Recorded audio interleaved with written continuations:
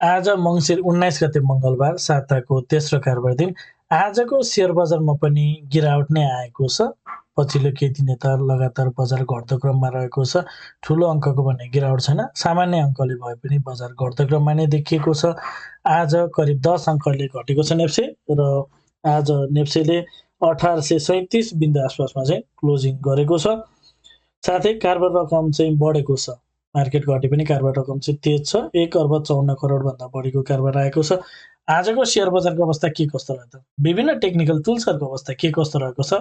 Technically नेप्सेको movement के कस्तो रहेको छ? समीक्षा गर्नको लागि सधैँ चाहिँ आज पनि नेप्से एनालाइसिस लिएर म उपस्थित भइसकेको छु। नमस्ते, म हरि लामिछाने। हजुरहरूलाई मेरो यस युट्युब च्यानलमा हार्दिक स्वागत गर्दछु।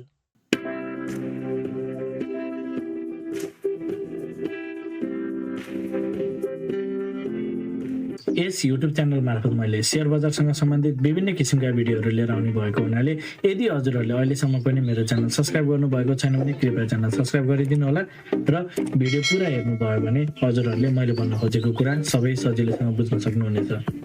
सेयर बजार अत्यन्त जोखिमको क्षेत्र भएको हुनाले लगानीकर्ता स्वयंले गहन अध्ययन र अनुसन्धान गरेर मात्र आफ्नो कदमहरू चाल्नको लागि उचित हुन्छ। यो भिडियो नितान्त इन्फर्मेटिभ तथा एजुकेसनल पर्पजले तयार गरिएको हुँदा यस भिडियोको आधारमा आफ्नो ट्रेडिङ स्ट्र्याटेजी नबनाउनको लागि हार्दिक अनुरोध गर्दछु। स्क्रिनमा नेप्सेको प्राइस चार्ट देख्न सकिन्छ। आज पनि नेप्सेमा एउटा बियरिश क्यान्डल नै बनेको छ। हिजो अस्तिको भन्दा अलिकति ठुलो क्यान्डल बनेको छ। आज मार्केट अलिकति ठुलो पोइन्टले घटेको छ, तर जम्मा 10 पोइन्टको लगभग 3-4 दिनदेखि सानो सानो अङ्कले नै घटिरहेको छ मार्केट। तर पछिल्लो केही दिन यता चाहिँ एकरो घट्दो क्रममै रहेको छ। लगभग हामीले हेर्छौँ भने यो हप्ताकै 3टा क्यान्डल नै रातो बनेको छ। त्योभन्दा अगाडिको अर्को 4 दिन पनि लगभग 4 दिन 7वटा क्यान्डल चाहिँ रातो नै भइसकेको छ। यसरी मार्केट एकरो घट्दो क्रममै देखिन्छ। कारोबार रकम आज चाहिँ अलिकति बढी आएको छ।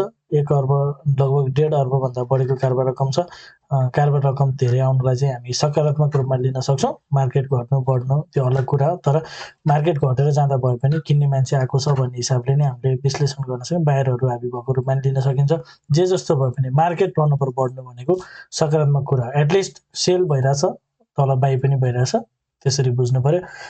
मार्केट पार्टिसिपेसन बढ्नुलाई सकारात्मक रूपमा लिन पर्छ। आजको इन्ट्राडे चार्ट हेरौँ। मार्केट ओपन भयो लगतै सुरुवाती चरणमा थोरै केही तल आएको थियो। त्यसपछि भने मार्केटले केही माथितिर जाने प्रयास गरेको थियो, तर माथि जाने क्रममा अगाडिका हाइलाई पार गर्न सकेन। त्यसपश्चात भने एकरो बजार घट्दो क्रम देख्छ। सानो पनि माइनर अपस्विङ पनि नगइकन बजार लोएस्ट पोइन्ट आसपासमा लगभग लोएस्ट पोइन्टको नजिकमा सानो माइनर स्विङ आएर बजार केही तल आयो। अन्तिममा सधैँ चाहिँ 2-3 पोइन्ट बढेर बन्द भएको छ लोएस्ट पोइन्टबाट। ओभरअलमा 10 पोइन्टले घटेको छ। र इन्ट्राडे चार्ट हेर्छौँ भने मार्केट चाहिँ अथवा 5 मिनट्स टाइम फ्रेममा मार्केट एनालाइसिस गर्ने हो भने मार्केटको ट्रेन्ड के छ भनेर डाउन ट्रेन्डकै च्यानल छ। मार्केट अगाडिदेखिबाट चाहिँ यसरी मार्केट केही तल आएको थियो। माथि जाने क्रममा माइनर अपस्विङ दिएर चाहिँ एउटा पुल ब्याक दिएर चाहिँ फेरि पनि मार्केट चाहिँ तलतिर गइरहेको अवस्थामा देखिएको छ।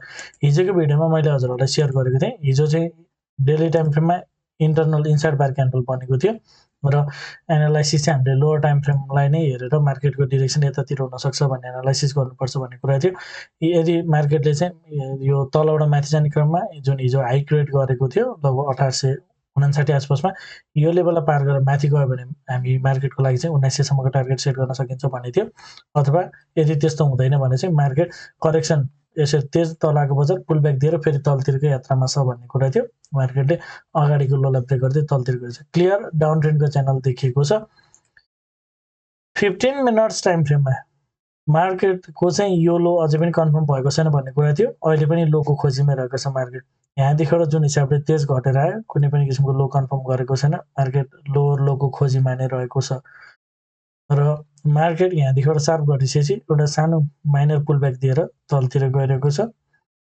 र यसरी 15 मिनट्स टाइम फ्रेममा मार्केट चाहिँ जुन माथि टपबाट चाहिँ घटिरहेको प्याटर्न हेर्दाखेरि यसरी चाहिँ मार्केटले एउटा माथि नै एउटा माइनर पुल ब्याक दिएको थियो। त्यसपश्चात भने लोवर हाई मार्केटले एउटा लोवर लोको खोजीमा नै रहेको यसरी चाहिँ बुझ्न सकिन्छ। र यदि मार्केट यहीँबाट माथितिर लाग्छ भने मार्केटको लागि चाहिँ इमिडिएट टार्गेट चाहिँ यदि माथि लाग्छ भने पनि इमिडिएट टार्गेट चाहिँ 1900 को आसपासमा रहनेछ। अझै पनि हामीले 1900 को टार्गेट चाहिँ राख्न सक्छौँ। यदि मार्केट यहाँबाट केही माथितिर लाग्ने हो भने स्टिल यो लेभल चाहिँ जानुपर्छ। यसको लागि सुरुमा यो हाई पार गर्नुपर्छ भन्ने कुरा त्यो सामान्य नै भइहाल्यो। र एटलिस्ट माथितिर जाने केही तेज मोमेन्टम आयो भने 1900 सम्मको टार्गेट चाहिँ राख्न सकिन्छ। र पटक पटक सेयर गरेको कुरा, मार्केटले 15 मिनट्स टाइम फ्रेममा अगाडिको हाईलाई पार गरेर यतापट्टि हायर हाई एउटा चाहिँ अप ट्रेन्डको च्यानल क्रिएट गरेको हुनाले मार्केटले हायर लो नै क्रिएट गरेर यसरी पुनः माथितिर नै जान्छ भन्ने चान्स चाहिँ कम रहेको छ भन्ने कुरा सेयर गरेको छु। यो अरू टाइम फ्रेमहरूमा हेर्दा चाहिँ मार्केट तलतिर जाने जस्तो प्याटर्न देखिएको हुनाले 15 मिनट्स टाइम फ्रेमकै आधारमा चाहिँ मार्केट फेरि माथितिर जान्छ भन्नु चाहिँ त्यति उचित नहुने कुराहरू सेयर गर्न चाहन्छु। साथै यदि हजुरहरू the smart money concept very advance लेभलको टेक्निकल एनालाइसिसको कोर्स गर्न चाहनुहुन्छ भने कृपया स्क्रिनमा देखाएको नम्बरमा सम्पर्क गर्नुहोला। साथै यदि हजुरहरू मेरो सल्लाहमा सेयर खरिद बिक्री गर्न चाहनुहुन्छ, एज अ एडभाइजरको रूपमा पनि मलाई लिन चाहनुहुन्छ भने यही नम्बरमा सम्पर्क गर्न सक्नुहुनेछ। अनलाइन र अफलाइन दुवै भर्सनमा कोर्सेसहरू एभाइलेबल छन्, हजुरहरू सम्पर्क गरेर प्रोसिड गर्न सक्नुहुनेछ। र सम्पर्क गर्नको लागि 9863805867 यो नम्बरमा हजुरले कल, मेसेज अथवा व्हाट्सएप गर्न सक्नुहुनेछ। अब आवरली टाइम फ्रेममा जाउँ। आवरली टाइम फ्रेममा मार्केट डाउन ट्रेन्डमै छ, अगाडिको लो भन्दा अर्को लो तलतिरै बनिरहेको छ, अझै पनि लोवर लोकै च्यानल छ। मार्केट माथि जाने क्रममा अगाडिको हाईभन्दा माथितिर चाहिँ टिक्न सकेन र जसले गर्दा हामीले मार्केटमा हायर हाई फर्मेसन भयो र बुलिस भयो भन्ने अवसर चाहिँ प्राप्त गर्न सकिएन र मार्केट चाहिँ अहिले फेरि तलतिरै गइरहेको छ। यदि मार्केट यो हाईभन्दा माथितिर गएको, अगाडिको हाई जुन 1916 मा थियो योभन्दा माथि गएको भए चाहिँ मार्केट बुलिस हुनेछ भन्ने कुरा हुन्थ्यो र करेक्सन आउँदाखेरि बाई गर्नुपर्छ भन्ने खालको कुराहरू आउन सक्थ्यो। तर मार्केटले चाहिँ अगाडिको हाईभन्दा माथि गए पनि माथितिर सस्टेन नगरेको हुनाले मार्केट चाहिँ जुन हिसाबले यहाँबाट तेज फल भयो, जस्ट एउटा चाहिँ पुल ब्याक मुभ मात्र दिएर फेरि यसरी चाहिँ तलतिर जान खोजेको रूपमा यो हिसाबले चाहिँ हामीले यसलाई विश्लेषण गर्नुपर्ने हुन्छ र मार्केट तलतिरको यात्रामा छ।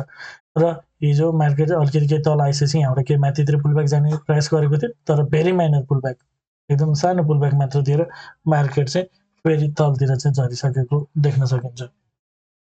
अहिले हामीले हेर्छौँ भने मार्केट घट्दो क्रममै देखिन्छ, यो माइनर पुलब्याक मात्र गएको हो भन्ने कुरा मैले हजुरलाई भनेको थिएँ। माथि जाने क्रममा नि माथिबाट प्राइस रिजेक्सन भइरहेको छ भन्ने कुरा पनि सेयर गरेको थिएँ हिजोको भिडियोमा र मार्केट तलतिरै गइरहेको छ।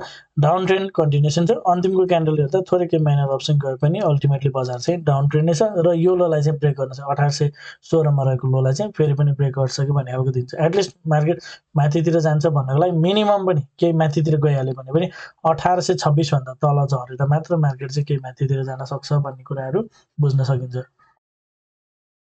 त्यस्तै डेली टाइम फ्रेम हेरौँ। डेली टाइम फ्रेममा हिजो इनसाइड बार क्यान्डल बनेको थियो, अस्तिको एनालाइसिसमा नो चेन्ज भन्ने कुरा थियो र अगाडिको क्यान्डलले चाहिँ आज हिजोभन्दा अगाडिको क्यान्डलले चाहिँ डाउन ट्रेन्ड कन्टिन्युसन इन्डिकेट गरिरहेको थियो। यो इनसाइड बार क्यान्डल भयो, आजको क्यान्डलले त्यसको कन्टिन्युसन गरेको छ।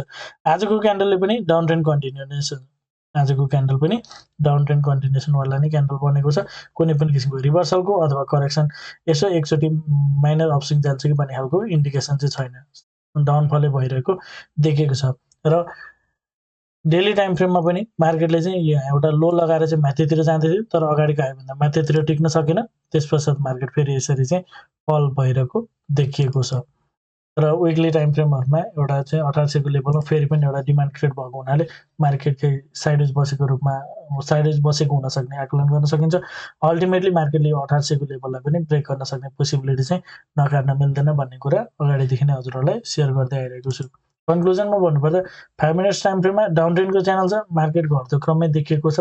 यदि भोलिको सुरुवाती चरण मार्केट केही माथितिर लाग्छ भने थोरै केही माथितिर जान सक्ने स्थितिहरू बन्न सक्छ।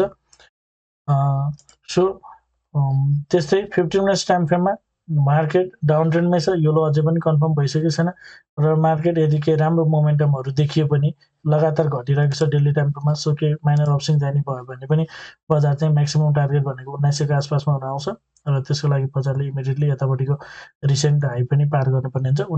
1860 लाई नै बजारले पार नगरेसम्म त्यो कुराहरू आउँदैन। अहिले चाहिँ डाउन ट्रेन्डमै रहेको छ।